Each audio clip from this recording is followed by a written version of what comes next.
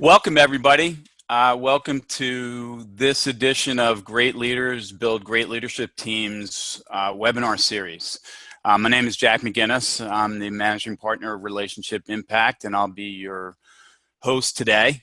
Talking about a topic that is near and dear to my heart. Sounds like a soft topic on feedback. Sounds like maybe it's a little bit touchy-feely, but from our perspective, it's one of the most difficult things for adults to actually do, is to give each other feedback. So today, just a couple notes on logistics. We have a whole bunch of people on the webinar today, so hold questions until the end. If you have a burning question during the course of this, there's a chat feature. Just send me a chat and I'll try to address it during the course of the discussion. If not, we'll just deal with questions at the end. Another note that I mentioned at the beginning of all my webinars is that you'll see that my slides are don't necessarily measure up to PowerPoint 101. They're a little bit thick. There's a lot of content in them. And I do that so that when I send them out to you all after the webinar, that there's a good bit of substance in it. So sorry for those that like shorter slides. Anyway, so the flow of today's discussion is pretty straightforward. Why is feedback so important? And again, if you look at the topic, right, it's how great leadership teams get great at giving and receiving feedback. So our focus, in all our webinars and all the work that we do, is focused on leadership teams. So why is feedback so important from a leadership team perspective? Why is it so hard? It's another one of those things that's not so easy to do. And third, how do great teams get better at giving feedback, and how do they build an environment where feedback is a sort of a natural course of action? And then I'll provide you with some resources at the end that hopefully you'll take and be able to read. So let's dive right into it. Why is feedback so important? So from an individual perspective, feedback is important because without it, it's really hard to learn and get better and grow, right? And so there's lots of research done on this topic. So feedback is huge, and the performance management industry in and of itself is huge because of the whole concept of feedback. There's a lot of consulting firms that are focused on 360 reviews. The Center for Creative Leadership has great instruments for that. So there's lots of written and lots of research done. And our anecdotal evidence from the work that we do with executive teams and the individuals on executive teams is that without feedback, it's hard for folks to really grow. And there's a great book that I'll refer to at the end, and I've been, I'm a big fan of Tasha Eurich. She's a young organizational psychologist who wrote this great book on insight called Insight, and which I'll talk to you about a little bit later on in terms of my tips on how to get better at feedback. But she's done a study with about 5,000 leaders, and it suggests that those leaders who ask for critical feedback are seen as much more effective by their superiors, peers, and employees. And so just the natural, maybe not so natural, but just the act of asking for feedback and being able to, sorry about that.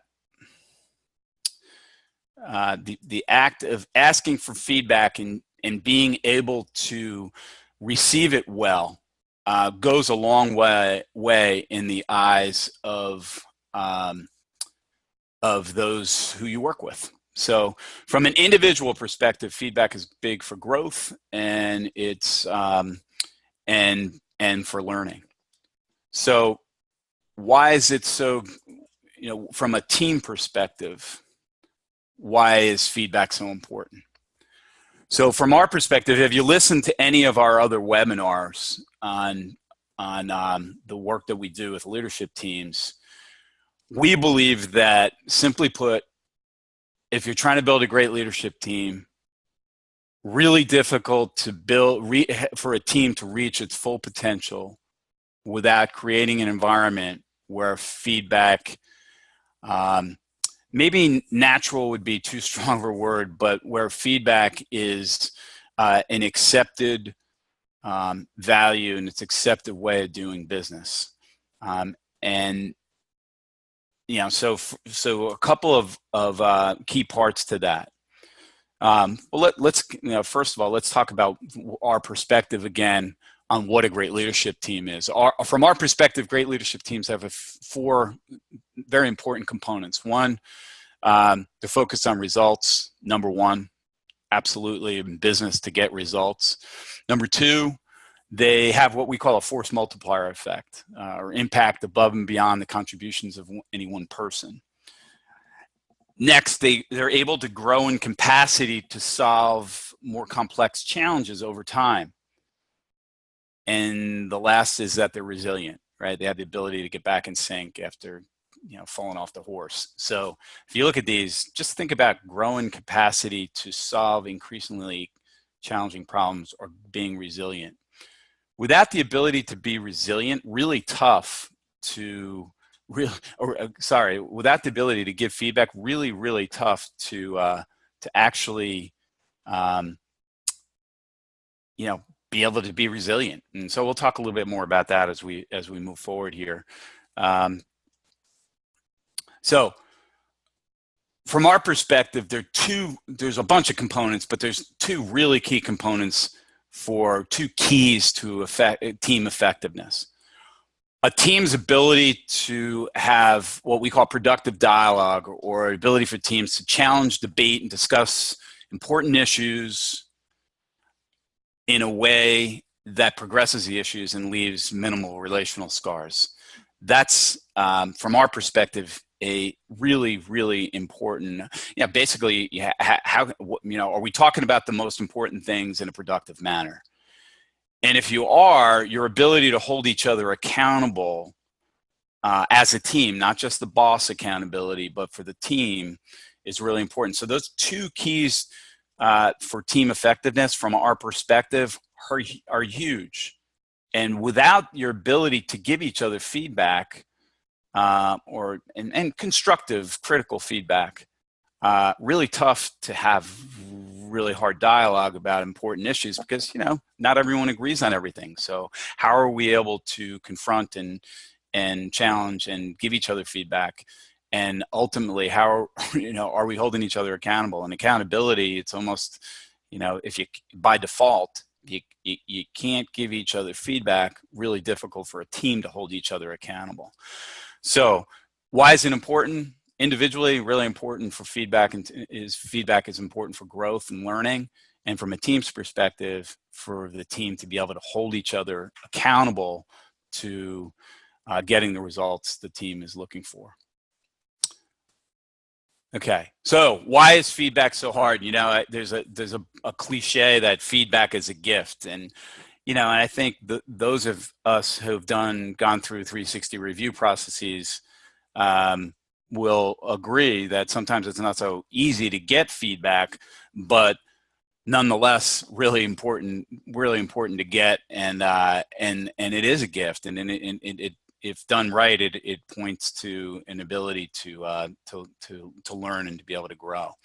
So done a lot of work and a lot of studies done on adult psychology, right? And one of the toughest things for adults to do is to actually give each other feedback or hold each other accountable, and especially when it comes to peers, right? Not as hard necessarily when it comes to a boss to a direct report relationship, but sometimes, oftentimes not easy for adults to give each other feedback at a peer level, or for a direct report to give a boss feedback, right? And we'll talk a little bit more about that as we go through here.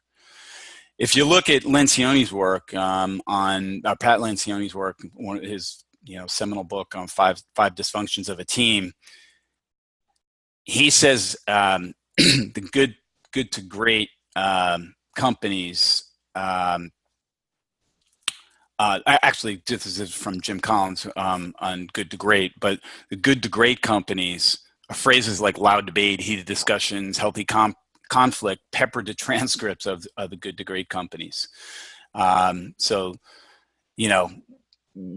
debate, just heated discussions, conflict, it assumes that there's some healthy back and forth and hopefully constructive and sometimes not constructive feedback to each other. Symptoms of feedback challenges in terms of why is feedback so hard, right? And so there's a few. The elephant in the room syndrome. I think most of us have worked on executive teams before have experienced this, right? We're talking about an issue. It's maybe a bit controversial. We know something needs to be done about it, but we're not addressing it head on. And so, what you call it, the elephant in the room, the dead fish on the table, whatever, we're kind of avoiding confronting the issue head on. Love fests. And when we start our feedback with how great everyone is and, you're doing such a great job, and then we give a little bit of feedback and then pepper it back in with some praise, kind of a love fest sandwich. And the challenge with that is you have, the message sometimes get lost in the love fest language. Passive aggressive, we've seen this before, where if I do get some feedback, I might get a little heated and give some back to you that may or may not be warranted, those types of things. And then lobbying, right? And so we rely on the boss or the leader or the CEO, rather than addressing and giving each other feedback in the room. We lobby the boss out after a meeting, for example. So big.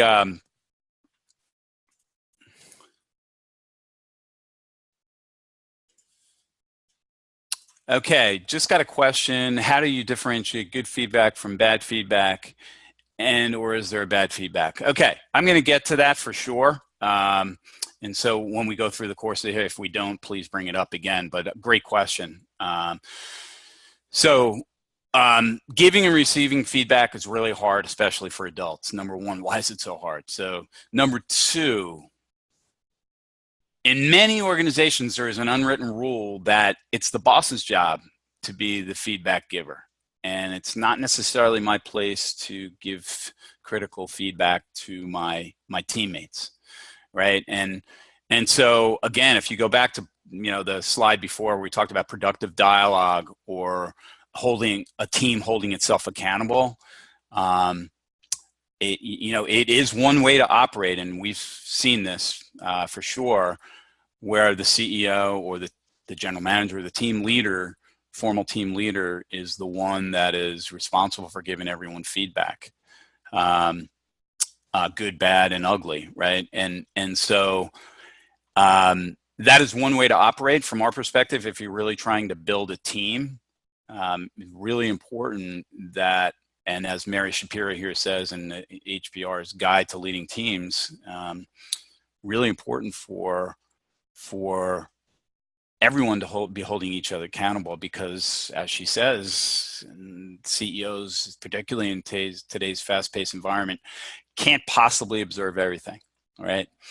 So that's the second factor, right? And why feedback is so hard. Third, our experience, which I think is coupled by a lot of research and I do a lot, I'm a junkie on business reading. So our experience suggests that the most pervasive reason for why giving feedback is so challenging is that many times people aren't good at receiving it, right?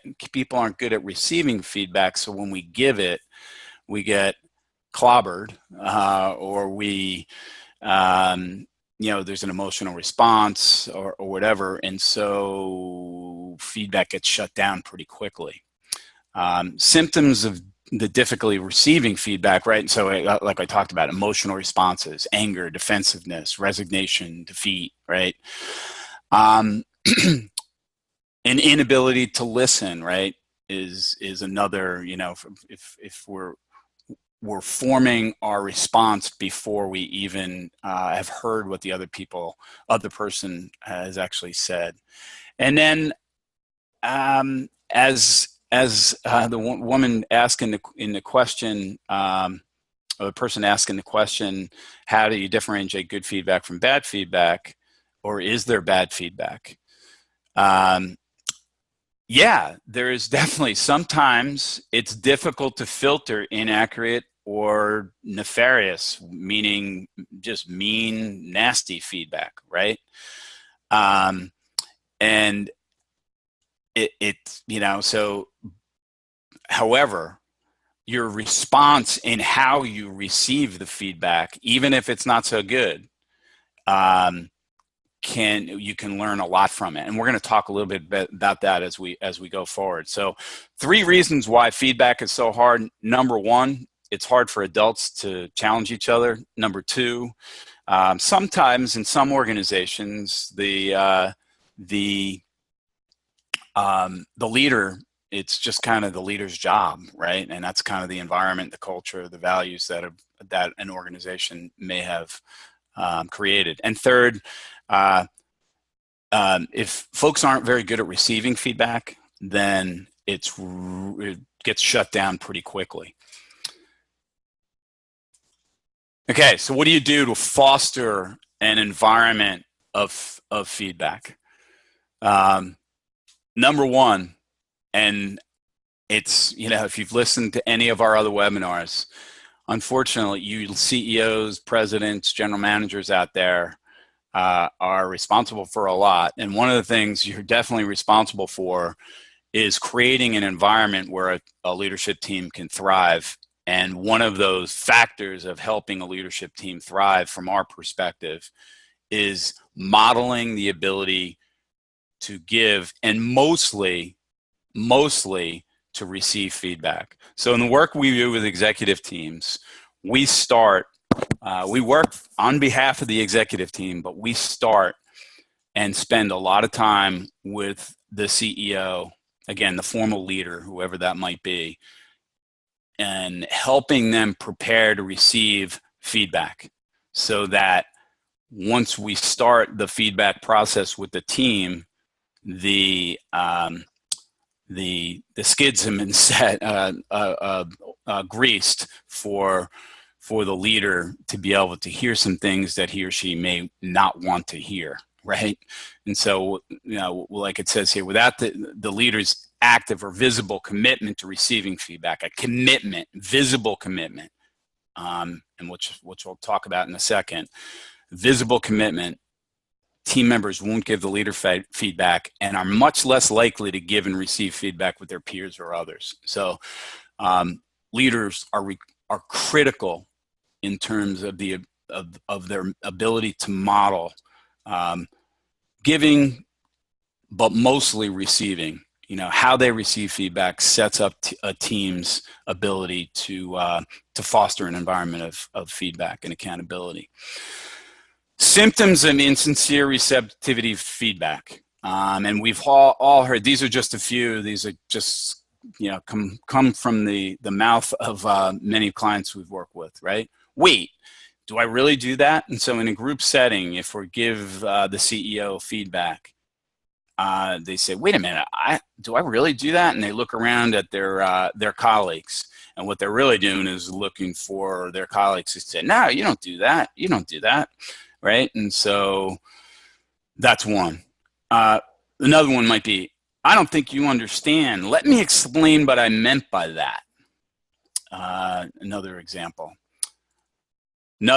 Before you go any further, give me several specific examples of what you mean. That's a classic one.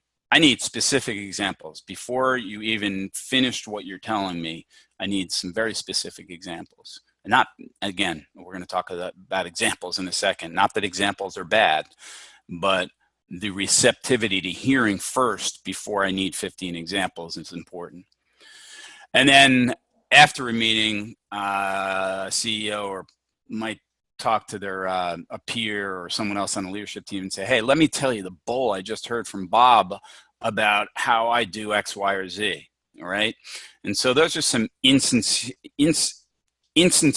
examples of receiving feedback, right? And so we want to combat those, which we're going to talk about in a second. So number one, fostering an environment where feedback thrives in an executive team and ultimately in an organization.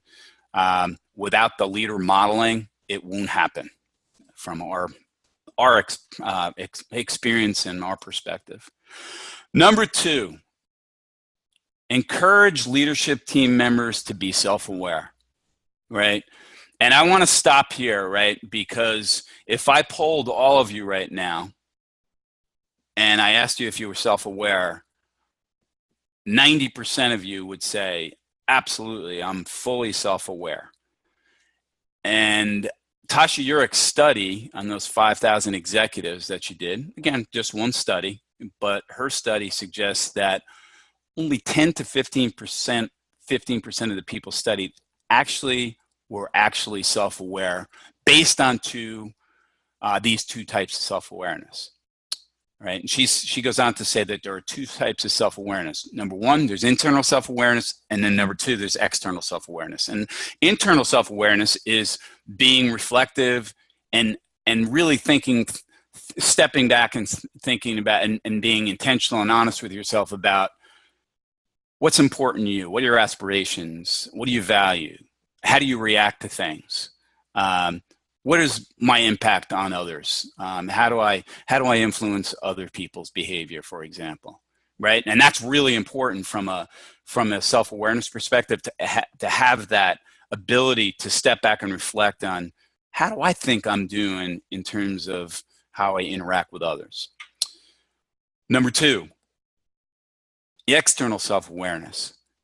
It means understanding and really having a deep understanding of how other people view us in terms of those same factors listed above, right?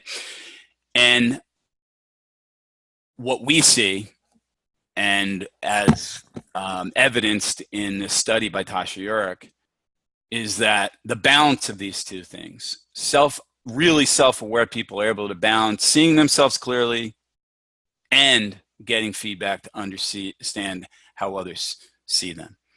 And so it's not just enough, external self-awareness is not just me thinking what Bob or Jim or Jen thinks about me, but really getting a deeper understanding of, hey, these are some of the things that I think I'm challenged by. These are some of the things I think I do well. What's your perspective? What's been your experience in dealing with me, right? And so those two things are really important. There are a number of exercises that you can use to, evaluate, just get her book, and there's some great exercises in her book Insights about how you sort of test your level of internal and external self-awareness. But really important, if you're not self-aware, not just the leader, but all the folks on the team don't have a sense of self-awareness from these perspectives, this internal and external perspective, really difficult to be a good feedback receiver. And I would argue it's hard to really give good feedback too. So number two is really gaining a sense of self-awareness. Number three, use this reflection that you have in terms of your level of self-awareness to practice some new approaches for receiving feedback, right? And there's a few really critical ones in terms of, we start with receiving feedback because the act of receiving feedback well either opens up or closes down an environment of feedback, right? If it's done well, it really opens it up. If it's done poorly, it closes it down. So approach feedback with a sense of curiosity, even if you think the other person is crazy and what they're saying is really way off base, Look for the grain of truth in what they're saying. So back to the question, how do you differentiate good feedback from bad feedback? You can. There's no question. You know when someone's out to get you. You know when someone is maybe has a vendetta, or you know when someone is just flat out wrong, right? But if you approach it rather than being defensive, and you listen and you approach their feedback with a sense of curiosity, the amount of information you can glean from that is dramatic.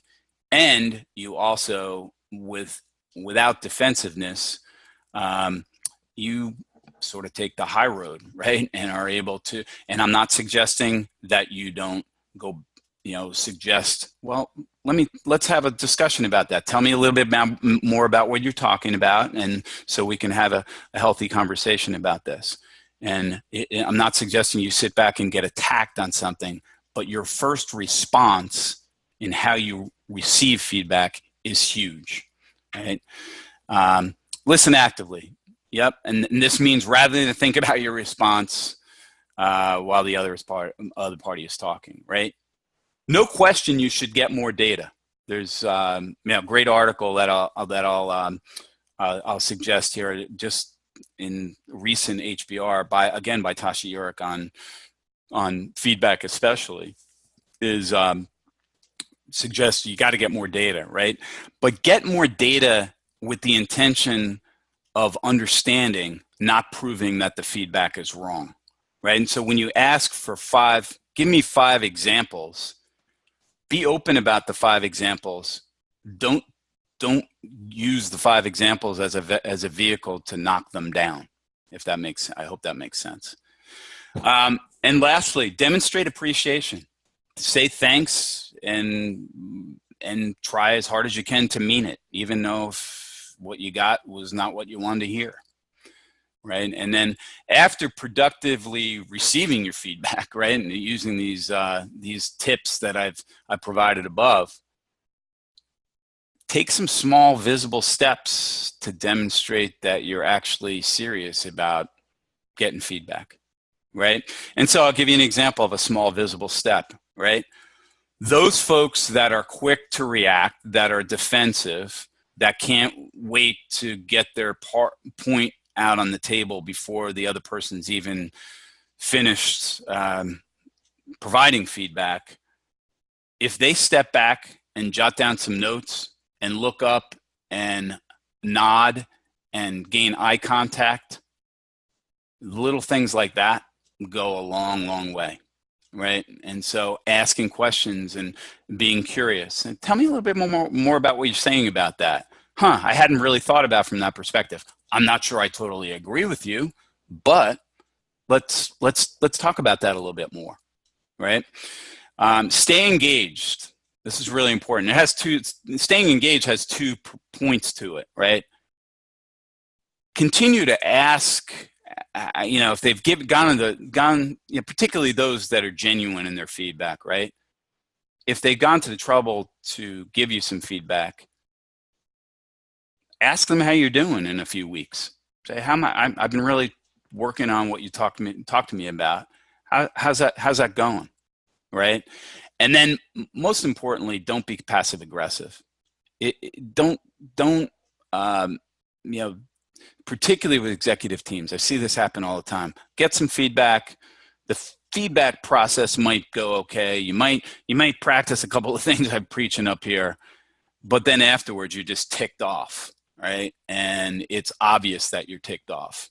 And then the work that you've done in the actual giving and receiving part kind of goes to waste a little bit, because people know that you're going to either take it out on them or you're going to pick up your ball and go home, those kind of things. So we spend a lot of time on receiving feedback because we think it's sort of the cornerstone of the feedback process. Next, giving feedback, right? Obviously, really important. A lot of defensives, a lot of the emotional reaction can be diminished if feedback is given well, right? And so really think about how, again, that self-awareness is huge, right? Look at from how you see yourself and how others see you, and as it relates to your ability to give feedback, right? Are you direct but mean, right? It's good to be direct, but not nice to be mean, right? Are you harsh? I guess another way of saying mean. Are you you know always going back to the past and ripping people apart for things they've done and tried to work on, right? So giving feedback is really important, and there's a few tips here, more than a few, in terms of giving good feedback. One is know your audience as best you can. And again, remember the context with I'm giving this talk on. It's for an executive team that actually works together on a regular basis, right? And so knowing your audience, you should know the players on your team and know who's on the spectrum of who's going to receive well and who's not. Who are those that are thick-skinned versus who are those that are thin-skinned, right? And anticipate the reaction of the feedback receiver as best you can, right? And if you know someone is defensive, you know someone is emotional, couch your feedback in a way that enables them to even want to hear your first sentence, right? Number two, be respectful and set a constructive tone. I guess those two go together, right? Always be respectful, always set a constructive tone. We're not always going to do that, but you always should. You should always strive to, right? As much as possible, be forward-looking, right? Try to use feedback in a way of not so much, bashing someone for making a mistake or doing something wrong, but thinking about what the impact was and what the impact will be going forward if they change how they're approaching something, right? Now, I should have probably set the context for feedback in the first slide that we talked about today. But really, when I'm not really talking about performance-related feedback, although a lot of the giving and receiving stuff in here is similar for performance. But if you have performance-related problems, you still need to follow these types of guidelines. But performance-related challenges are a little bit of a different animal. So be direct, but in a manner that ensures the receiver understands what you're saying, right? And so, and what I really mean by this is that back to that love fest thing, right? Sometimes we're so nervous about giving someone feedback that the message is lost in what we're saying, right? And say, well, you just told me how great I am, and then you said something, but I'm not really sure what happened, what I did that I could have done better at. If I'm sure we've all been there before. Practice curiosity and actively listen, right? And so it's the same for giving and receiving, right? Like when someone responds, when you give them some feedback, be curious, because you could be wrong, right? You may have made an assumption that could be wrong. You may have seen something that wasn't actually there, whatever. And the last thing is sort of deliver in a timely manner. I think that's really important. Waiting, months to give feedback on something that happened, the feedback, the message gets lost, right? And so these are some key tips, right? Know your audience, be constructive, be forward-looking, be direct, be curious, and deliver in a timely manner. So give me an example for preparing for an emotional response to feedback, right? So if you know that someone is going to potentially have an emotional response to your feedback, they're defensive people in nature. And full disclosure, it may be me. But this is a scenario, right? Are you open to hearing some of my thoughts on how the meeting went this morning, right? And so you're asking for some permission, right, to give some feedback. And by saying, are you open, it can kind of help to disarm the receiver a bit, right? So rather than saying, hey, I saw you did this morning, I want to talk to you about it, I got some feedback. A little bit of a different approach, right? Number two, or following this scenario, right? If you are open, let me start by saying that these are my observations, and they certainly could be off base, but it's just what I saw this morning, and I wanted to give you my 2 cents, right? And so, sense of humility here and a willingness to potentially be wrong. Obviously, that only works if it's genuine. If it's not genuine and you're not, and you have this feeling that you're right about everything, then this will come across like that. So permission, your perspective, okay? And then forward looking, right? In the interest of helping our team to continue to build an environment we can talk about tough stuff in a good way, I wanted to talk to you about this, right? And so gently moves from blaming to how do we get better as a team, right? And so it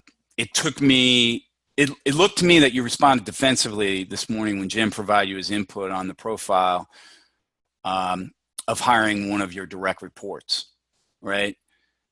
And in some respects, I understand your reaction, but if we really want the team to be open and share their thoughts, can you see how defensive reaction might get in the way? And so obviously this is a one-way discussion you're going to have back and forth here, but you're asking for some permission, you're making sure that folks know it's just your perspective, and then you're a bit forward-looking, okay? So that's my story, and I'm sticking to it. And as I said earlier, feedback is a gift, and we realize that feedback is hard. It's hard in your family. It's with your spouse. Sometimes it can be. It's hard. It's certainly hard in a professional environment. But from our perspective, great teams are great at giving feedback to each other because they're really interested in holding each other accountable to the results they're commissioned to get, right? And so being able to have a feedback-rich environment and an accountability-rich environment can reduce churn, improve the efficiency of decision-making, strengthen team member relationships, and model feedback and accountability for the rest of the organization. I can tell you one thing is that we see all the time is those leadership teams, those leaders that preach, accountability and openness and collaboration and feedback and all these types of things. If they don't model it themselves, I talked about the CEO, the leader modeling. If they don't model it themselves, then the rest of the organization sees them not doing that, and it becomes lip service. So those are my thoughts on feedback. We recognize it's not easy. We think it's really important, particularly from an executive team perspective. And we also think there's some pretty practical things that can be done by the leader from a modeling perspective, and number two, from a self-awareness perspective. So I'll take a couple questions now. It says, how often do you think giving feedback and receiving feedback is good from your experience? Often, right? And so we encourage the teams that we work with to commit to working on some behaviors that individually will help their teams be more effective. And we also ask them to say, but if I fall down on this, which I will, could you please give me some feedback? So it really points to as much as you can, right? And again, I'm differentiating this from performance issues versus teams collaboration and working and holding each other accountable issues. I hope that makes some sense. And thanks, Pat. Pat, former client, said, "Hey, Jack, thanks, great job. Appreciate that, Pat." Love for other folks that have any questions. I'll stay on for a while. But let me just go. I have a complimentary offer here. Here's some resources. I'm going to send these all out to everyone that participated today. Send all these slides out. But I also have a complimentary offer for CEOs, presidents, general managers, complimentary team assessment that you can take that looks at a team from a systems perspective. It looks at the structural factors of your team, the relational factors of your team. It's an online assessment, takes about 20 minutes to take, and it helps you as the leader, gives your perspective on how your team is doing from those perspectives. So that offer is open to everyone that's on the call as well. Any other questions? Okay, another question. In today's environment where some teammates are located remotely and being together as a unit is tough, yeah, this is a good one. What techniques can you suggest to put in play the suggestions you're providing? Location is a challenging thing, no question about it. It is challenging, and we see that more and more and more, right? The commitment making process is huge, right? And so I recommend as much as you possibly can when you do you do make commitments as a team, and you can use a self-awareness exercise as a vehicle for that. So what I'm getting at with the commitment making process is I'm committing as a team member to, I've heard your feedback, and I've heard you say that I'm aggressive and I don't listen well, and that I really am not open to other people's opinions or perspectives. I'm going to commit to work on those things. And when I fall down on those, I want to hear some feedback. So through email, through conference calls, through work sessions with some of your direct reports, you find out that I'm not doing a good job on that. When you make that commitment, you open up the team to automatically give you feedback. So you should be expecting calls from your teammates when you're falling down on those things. There's nothing, honestly, nothing like face-to-face, but in today's environment,